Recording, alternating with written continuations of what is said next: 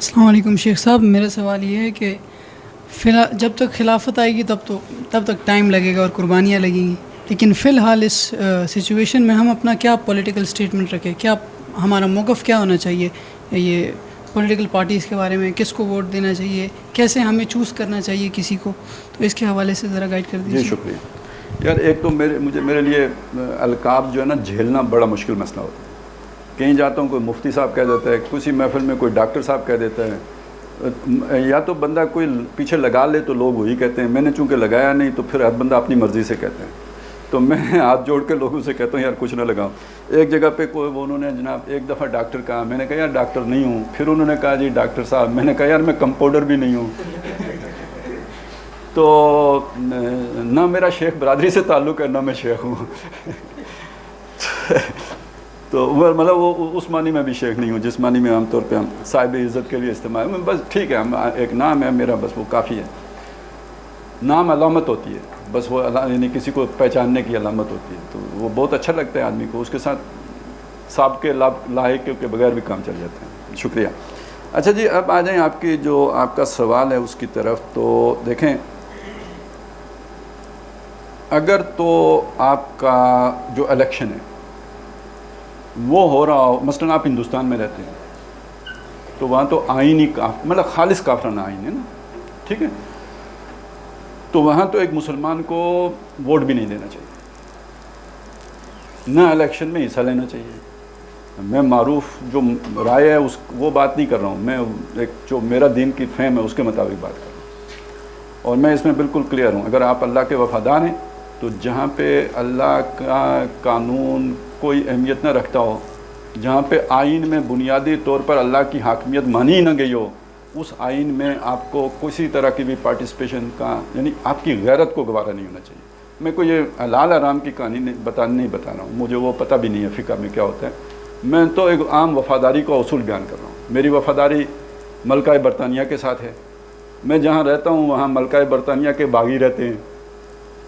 تو اگر میں ملکہ برطانیہ کا وفادار ہوں تو ان باغیوں کے ساتھ تو میری تعلق داری نہیں ہو سکتی. ٹھیک ہے، میں تو اس سیدھی لاجک آپ کے سامنے پیش کر رہا ہوں.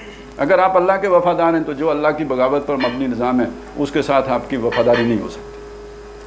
تو ہندوستان جیسے ملک میں تو کوئی گنجائش ہی نہیں رہتی آپ کی اس اصول پر. اس کے بعد آ جائیں، یعنی یہی اصول امریکہ پہ بھی لاگو ہوگا، یہی برطانیہ پہ بھی لاگو ہوگا، یہ ہر جگہ پہ لاگو ہو جائے گا. پیچھے آ جائے گا جناب آپ کے پاس وہ ملک جیسے ہمارا ملک ہے، مسلمان اکثریت کا ملک ہے، اور آئین میں بھی آپ نے چلیں جیسے ہم کلمہ پڑھتے ہیں اسی طرح ہم نے آئین کو بھی کلمہ پڑھایا ہوا ہے نا، اتنا ہی پڑھایا ہے. چلیں کہ یہاں کوئی قانون اللہ قرآن و سنت کے خلاف نہیں بن سکتا ہے. اوکے، تو اب یہاں پہ آپ کے لیے گنجائش نکل آئی کہ جیسے ہم دیکھیں نا، شادی کرنا ہو نا تو پھر ہم کہتے ہیں یار کلمہ گو تو ہے نا. وہاں میں پریکٹسنگ مسلم کے نہیں فکر رہتی ہے کہ کلمہ تو پڑھا ہوا ہے نا، تو نہیں بھی پڑھا ہوا تو چلیں پڑھا لیں گے، ہندو سے بھی کر لیتے ہیں. تو مطلب بندے کو اس کے سٹینڈرڈ ایک رکھنا چاہیے. تو بھئی یہ مسلمان ہیں اور انہوں نے آئین کو بھی مسلمان رکھا. جتنے ہم مسلمان پریکٹسنگ ہیں اتنا ہی ہمارا آئین بھی پریکٹسنگ ہے، لیکن نظری طور پر اس کی جو لیگل سٹیٹس بنتا ہے وہ ایک مسلمان آئین کا بن جاتا ہے، وہ اس شک کے ساتھ جسے ہم قرارداد مقاصد کہتے ہیں. تو ایسے معاشرے میں الیکشن اگر ہوتے ہیں تو اصولی طور پر الیکشن میں ووٹ دینا یا اس میں حصہ لینا کوئی بری بات نہیں. مطلب کوئی کھڑا ہوتا ہے تو کوئی غلط بات نہیں ہوگی. آگے بات آ جاتی ہے حکمت عملی کی. ایک آدمی حکمت عملی کے تحت سمجھتا ہے کہ یار کھڑا نہیں ہونا چاہیے، تو وہ بالکل اس کا حق ہے. کوئی کینڈیڈیٹ بننا کوئی فرض تو نہیں ہے. میں نہیں بننا چاہتا تو مطلب قانون کے کوئی جبر تو نہیں ہے کہ میں بنوں. اب پیچھے جو چیز رہ گئی وہ کیا رہ گئی جی؟ ووٹ دینا. ووٹ کے بارے میں تصور یہ قومی امانت ہے، ٹھیک، امانت ہے.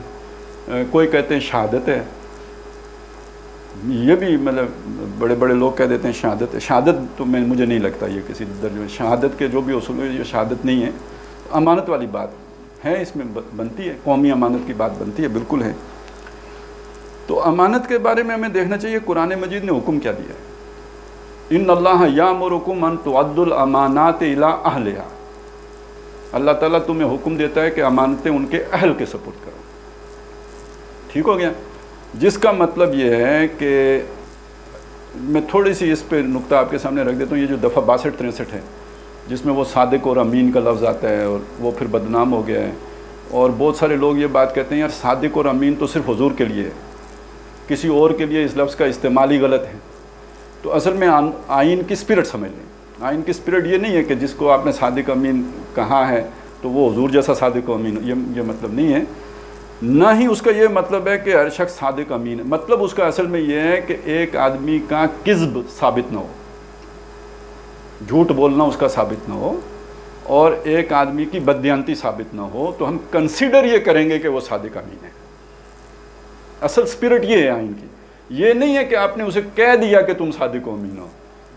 ہم نے مانا کہ یہ صادق و امین ہے, اس لیے مانا کہ ہمارے اس کا جھوٹا ہونے کا کوئی ثبوت ہمارے پاس نہیں ہے, اس لیے ہم نے مانا کہ اس کا بددیانت ہونے کا کوئی ثبوت ہمارے پاس نہیں ہے. تو پہلی شرط تو یہ ہوگی نا پھر کہ بھائی وہ صادق اور امین ہو, اس معنی میں جو معنی میں نے آپ کے سامنے رکھے, اس معنی میں نہیں جس معنی میں ہم حضور کے لیے صادق اور امین کا لفظ استعمال کرتے ہیں. تو پہلی شرط تو یہ ہے کہ وہ صادق و امین ہو. دوسری شرط یہ ہے کہ وہ جس منصب کے لیے آپ اسے منتخب کر رہے ہیں اس کا اہل ہو. یعنی ہم عام طور پہ MP بناتے ہیں, MNA بناتے ہیں. تو MP یا MNA بننے کا بنیادی مطلب کوئی ترقیاتی کام کرانا نہیں ہوتا. بنیادی کام تو اس کا قانون سازی ہے. مقننہ کا رکن بنے گا نا, لیجسلیچر کا رکن بنے گا نا. تو اسے اگر قانون کی نو ہو یا نہ ہو تو نااہل کو بنا رہے ہیں نا پھر. ٹھیک ہو گیا. اگلی چیز اس میں یہ بھی آئے گی کہ بھائی چونکہ یہاں کوئی قانون قرآن و سنت کے خلاف نہیں بن سکتا, تو تھوڑا بہت اسے کم از کم بسم اللہ شریف یا کم از کم کل ہو اللہ احد تو آتی ہو نا اسے. اچھا ویسے آپ کو پتہ ہے یہ وہ جو مجسٹریٹ ہوتا ہے یا جو بھی وہ جو جج ہوتا ہے, جب یہ جاتے ہیں نا اپنے کاغذات نامزدگی جمع کرانے کے لیے جاتے ہیں, وہ ان سے سنتا ہے, کچھ نہ کچھ سنتا ہے. وہ ان سے کوئی سورت سنے گا, کوئی کلمہ سنے گا, کچھ نہ کچھ سنتا ہے کہ بھئی کتنا کچھ انہیں آتا ہے یا نہیں آتا ہے. تو یہ بالکل کامن سینس کی بات ہے کہ ایک ایسی لیجسلیچر کہ جس میں شریعت کے مطابق قانون سازی ہونی چاہیے, تو اسے کم از کم کوئی قل واللہ احد تو آتی ہو نا. تو دوسری چیز یہ ہوگی. اچھا جی, یعنی معروف معنی میں وہ بدماش نہ ہو, معروف معنی میں وہ کرپٹ بندہ نہ ہو, معروف مشہور جو ہے نا وہ جھوٹا فراڈیا نہ ہو. یہ تو ایک بات ہو گئی. ساتھ یہ چیز ہو گئی کہ اسے کچھ نہ کچھ مطلب لاجک بھی ہو, یعنی قانون سازی کامن سینس کم از کم رکھتا ہو, لیگل سینس رکھتا ہو. چلیں, اس سے اگلی بات یہ ہے کہ وہ کچھ نہ کچھ تھوڑا بہت شریعت کی معلومات بھی رکھتا ہوں. اگلی بات یہ ہو جائے گی جناب کہ اس کو اس کے اندر اس کے عقائد کی حد تک, میں یہ نہیں کہہ رہا ہوں کہ اس کے عمل کی بات نہیں کر رہا ہوں, اس کے عقائد کی بات کر رہا ہوں, کوئی خلاف شریعت اس کا نقطہ نظر نہ ہو. مطلب وہ یہ سمجھتا ہو کہ جی پردے کی ضرورت ہی نہیں ہے, وہ یہ سمجھتا ہو کہ سود آج کے دور میں حرام ہی نہیں ہے. تو یہ تو بالکل خلاف شریعت بات ہے نا, اس طرح کی چیز نہ ہو. اور یہ تو بڑی ایکسٹریم کی صورت ہو جائے گی کہ وہ سمجھتا ہو کہ شریعت کی سزائیں جو ہے نا وہ وحشیانہ ہیں. ٹھیک ہو گیا. تو اگر ایسا کوئی بندہ ہے تو آپ نے اسے, وہ اہل نہیں ہے پھر اس چیز کا. آخری بات یہ ہے کہ وہ خود تو ان ساری چیزوں میں پورا اترتا ہے, لیکن کسی ایسے جماعت کا حصہ ہے جس جماعت کے منشور میں خلاف اسلام باتیں ہیں. تو اب اگر آپ اسے اسٹرینتھن کریں گے تو در حقیقت اس جماعت کو اسٹرینتھن کریں گے. تو یہ بھی اس کی نااہلیت کے لیے ایک جواز بن جائے گی. موٹی موٹی باتیں میں نے رکھی ہیں, باریکی میں جائیں تو اور بھی ہو سکتی ہیں. یہ آپ وے کر لیں بندے کو. آپ کے حلقے میں کوئی ایسا بندہ کھڑا ہے تو یہ اس امانت کا اہل ہے, آپ اسے ووٹ دیں, کوئی غلط بات نہیں ہوگی. اور اگر اس معیار پر کوئی پورا نہیں اترتا پھر کیا کرنا چاہیے؟ ٹھیک ہے, مطلب میری لاجک تو یہ کہتی ہے کہ یہ قومی امانت تھی, اس قومی امانت کا کوئی حقدار نہیں ہے, تو جب تک کوئی حقدار نہیں آتا یہ امانت میرے پاس ہے. ٹھیک ہے, میری لاجک تو یہ کہتی ہے. لیکن یہاں پہ جو پریکٹیکل لاجک ہے جو لوگ لے کے آتے ہیں, جو الیکشن میں حصہ لیتے ہیں, وہ کہتے ہیں یار دیکھو آپ کے پاس آپ کا ووٹ رہ جائے گا تو ہو سکتا ہے زیادہ برا آدمی منتخب ہو جائے, لہذا کم برے آدمی کو ووٹ دے دو. مطلب دو آدمی ہیں, ایک آدمی کی توند جو ہے وہ 1.25 فٹ ہے, دوسرے کی 1.5 فٹ ہے, تو یہ 1.5 فٹ والا زیادہ کھائے گا, 1.25 فٹ والا کم کھائے گا, تو 1.25 فٹ والے کو دے دو. میرا تجربہ یہ ہے کہ جب آپ 1.25 فٹ والے کو دیتے ہیں تو 5 سال کے بعد اس کی 1.25 فٹ ہوتی ہے. تو اس کا مطلب ہے جو اس نے 6 انچ اپنی توند بڑھائی ہے وہ میرے ووٹ کی طاقت سے بڑھائی ہے, تو اس کی توند حرام کی بڑھانے میں, حرام چربی میں اضافہ کرنے میں میرا عمل شامل ہو گیا ہے. تو میں یہاں بھی یہ رائے رکھتا ہوں کہ اگر اہل بندہ اس معیار پر پورا اترتا بندہ نہیں ہے تو ووٹ نہیں دینا چاہیے. اور یہ فریب ہے جب آپ سمجھتے ہیں کہ میں نے کم برے کو ووٹ دیا. وہ کم برا نہیں ہوتا. وہ کم برا اصل میں اس وقت تک تھا جب تک اسے چانس نہیں ملا تھا.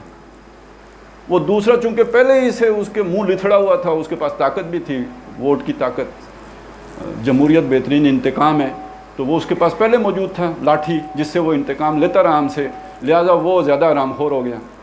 اور اس سے چونکہ چانس نہیں ملا تھا, یہ ابھی چھوٹا آرام خور ہے. اور جب ہم نے اس کو ووٹ دے کے بنا دیا تو اگلے دفعہ تک انشاءاللہ تعالیٰ یہ جائے گا سائیکل پہ, نکلے گا مرسیڈیز پہ.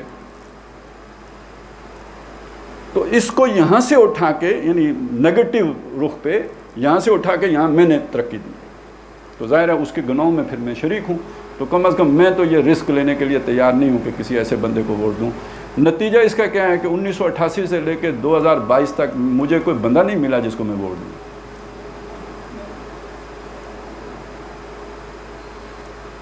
لیکن میں کسی کو کہتا نہیں ہوں کبھی بھی. مجھ سے لوگوں نے پوچھا ہے کہ جناب فلاں کو دوں, میں نے کہا جی یہ آپ کا فیصلہ. فلاں کو دوں, میں نے کہا جی آپ کا فیصلہ ہے. یہ ٹوپی بنا کے اسے دے دیتا ہوں, جس کے سر پہ فٹ آتی ہے اس کو پہناؤ, ووٹ دو, ٹھیک ہے نا. لیکن یہ اس کے سر پہ فٹ آتی ہے اور اس کے سر پہ فٹ نہیں آتی, یہ میں کبھی نہیں بتاتا. تو میرا طریقہ تو یہ ہے, باقی آپ کا بھی اپنی مرضی ہے. یہ دین کی ایک بات یہ بھی ہے نا, اس کو بھی ذہن میں رکھیں. یعنی مجھے جو سمجھ میں آئی ہے کہ اللہ تعالیٰ قادر مطلق ہے. وہ چاہتا تو ہم سب مسلمان, کیا مطلب تمام انسان مسلمان ہوتے اور پرفیکٹ مسلمان ہوتے. اس نے اگر آزادی دی ہے,